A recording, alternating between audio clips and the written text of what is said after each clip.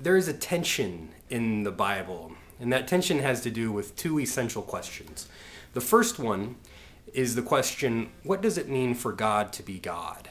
And the second tension has to do with the question, what does it mean for humans to be humans? So the Bible is trying to do both theology and anthropology, and the one informs the other. And there's a tension there. The people who are writing the Bible come to different answers about this tension that exists in the Bible. And we see that tension in 1st and 2nd Kings. Right away in 1 Kings, in chapter 2, you have this story that I've noticed atheists like to bring up a lot on YouTube. It's this story about Elisha. Elisha is the prophet that comes right after Elijah, different prophet. Elisha here is walking around, and there are these young men, or maybe young boys, it says youths, and they start making fun of Elisha. Elisha's bald, and they start making fun of his baldness. And what Elisha does here is he wants revenge. And so he prays for a curse, and these bears come out of the woods, and they maul these young boys or young men. There are like 42 of them, and they all die. And atheists like to bring this up as a way of saying this is who your God is. It's a God of violence. And so if you worship this God, you are going to be violent. And I think that's a good critique, but it's simplistic, because the Bible doesn't stop there. The Bible critiques this idea, and the critique has already been given in 1 Kings chapter 19, where the prophet Elijah goes up on this mountain. There are these people who are going after Elijah, trying to kill him, and Elijah runs away, and he goes up to this mountain, and God says, I'll meet you there. And there's this earthquake.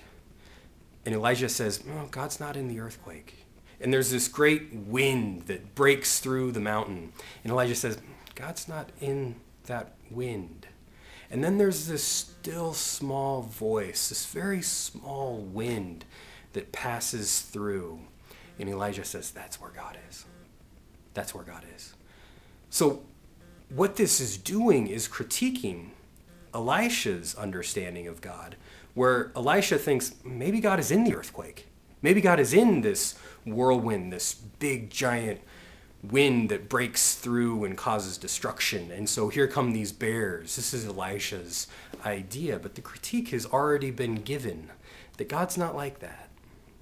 Now, if that critique isn't good enough for you, as Christians, I think that we have the right, the obligation to look to Jesus, who from within his own Jewish tradition gives a great critique of what Elisha does here with the bears. Jesus says while he's up on this Sermon on the Mount, giving the most important sermon that he gave in his life, he says this, pray for those who persecute you. Love your enemies. And so Jesus is right within this tension, and the people who are around him know the Bible much better than we do, and they know this story of Elisha, who actually curses his enemies. And Jesus is saying, don't be like Elisha. Don't do what Elisha does in this moment. Pray for those who persecute you. So here we see the Bible is in this tension with itself. And I don't want to do away with the bear story, because we all have these kinds of moments. And I don't think that we should ignore them. We all tend to desire revenge. But for Christians, Jesus is trying to get us beyond this. Jesus critiques this desire for revenge and says, live into praying for those who persecute you. Forgive, love your enemies. So those are my thoughts on 2 Kings. There's obviously so much more in 2 Kings that we could discuss.